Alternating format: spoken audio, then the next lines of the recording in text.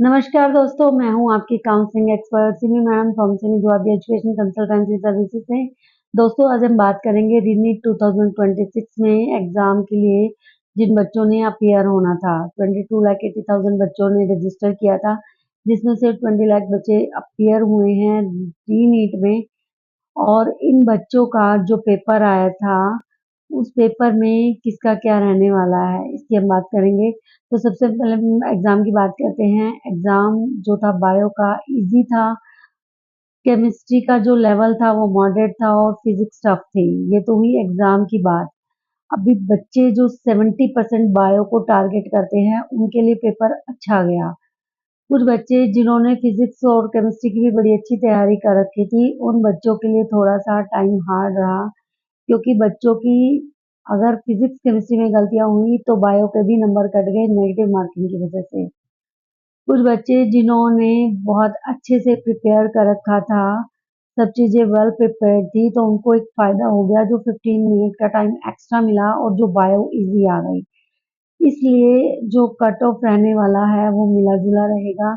अगर हम बात करते हैं गवर्नमेंट कॉलेज में कट ऑफ की, तो गवर्नमेंट कॉलेज में जो कट ऑफ होगा, हम रैंक से बात करेंगे। मुझे ऐसे लगता है 2025 में जो सिचुएशन थी, जैसे कि कुछ थाउज़ेंड बच्चे थे जो 600 प्लस थे और उसके बाद 5000 बच्चे 550 नंबर के नियर अबाउट थे। तो इसी टाइप से अब की बार भी कुछ नंबरों में डिफरेंसेस रहेगा और बहुत ज़्यादा एकदम से किसी भी नंबर में भीड़ नहीं होगी। 500 स्कोर तक हमें नहीं लगता रैंक का बहुत फ़र्क पड़ने वाला है। तो हो सकता है यहाँ पर जो रैंक रहे वो 50,000 के आसपास हो या इससे भी कम हो। अगर रैंक बढ़ती है तो वो कहाँ पर बढ़ेगी? वो मेरे हिसाब से जो बढ़ेगी रैंक 450 नंबर से लेकर और ये 250 नंबर के बीच में बहुत बच्चों के नंबर आने वाले हैं, क्योंकि यहाँ पर जो बायो और फिजिक्स का जिन्होंने मिला-जुला अटेम्प्ट किया है, तो वहाँ पर ये बच्चे अपने साथ कॉम्पिटिशन करेंगे। और दूसरी बात ये कि जो क्वालीफाइंग का कट ऑफ है वो भी इसको अफेक्ट करेगा। बायो अच्छी होने की वजह से क्वालीफाइंग जो कट ऑफ है मेरे हिसाब से ये 130 और 150 के बीच में रहेगा। हो सकता है 145 अराउंड आ जाए, 148 आ जाए, या ये भी हो सकता है कि ये 138 पर ही रह जाए। तो ये था कट ऑफ एस्टीमेट क्वालीफाइंग का। गवर्नमेंट की अगर बात करें तो हो सकता है 2025 से भी डाउन आने की संभावना रहेगी, क्योंकि सीटें भी बढ़ेंगी। बच्चे कम अपीयर हुए हैं 2025 की कंपैरिजन में इस बार पेपर के अंदर। और दूसरी बात ये रहेगी सबसे बड़ी कि यहाँ पर जो पेपर का लेवल था वो 2025 से भी ज़्यादा डिफिकल्ट था, तो उसकी वजह से भी चांसेस रहेंगे कि स्कोर के कंपैरिजन में कट ऑफ लास्ट ईयर से भी डाउन आ सकता है।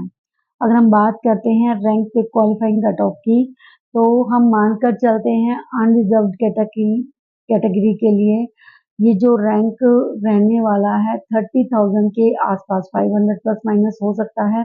30,000 रैंक तक ऑल इंडिया में सीट मिल जानी चाहिए। अगर हम रैंक की बात करें तो जनरल कैटेगरी में हम एक्सपेक्ट करते हैं 30,000 रैंक के आसपास कॉलेज मिल जाना चाहिए ऑल इंडिया कोटा से।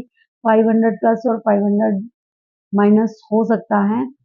ओबीसी के लिए अगर हम बात करें, ये भी जनरल के नियर अबाउट ही होती है, 1-2 नंबर का फ़र्क पड़ता है। तो यहाँ पे रैंक अगर 30,000 रैंक पे मिल रहा है जनरल का, तो 30,500 ओबीसी की कट ऑफ रैंक रह सकती है।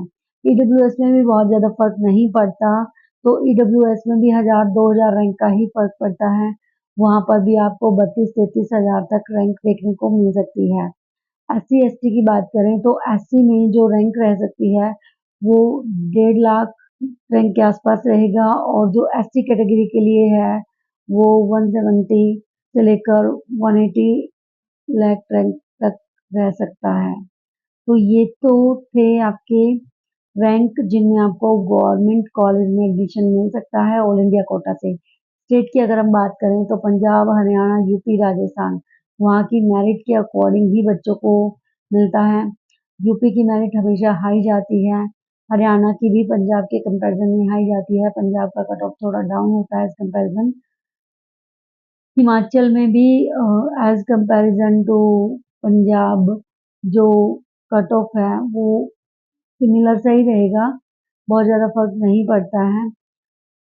राजस्थान का बहुत हाई रहेगा और महाराष्ट्र की तरफ यहाँ पर भी सिमिलर ही रहेगा, राजस्थान की तरह हाई जाएगा।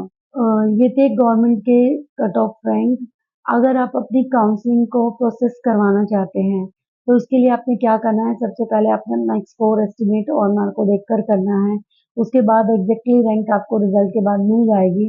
तब आप अपने बजट और कैटेगरी के अकॉर्डिंग अपने स्टेट डोमिसाइल के अकॉर्डिंग प्लान करेंगे। जिन बच्चों को ऑल इंडिया कोटा से ही अपीयर करना है तो वो उनके लिए हिदायत है मेरी कि वो अपने लिए जिस भी कॉलेज को प्लान कर रहे हैं, जिस भी स्टेट को प्लान कर रहे हैं, वहाँ पर बॉन्ड को देख लीजिएगा कि कहाँ पर कितना बॉन्ड है और किस चीज़ के लिए है।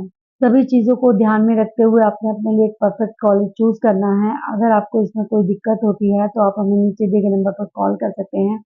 काउंसलिंग अपडेट्स के लिए हमारे टेलीग्राम चैनल को ज्वाइन करना मत भूलिएगा। जुड़े रहिए हमारे साथ। Thank you so much.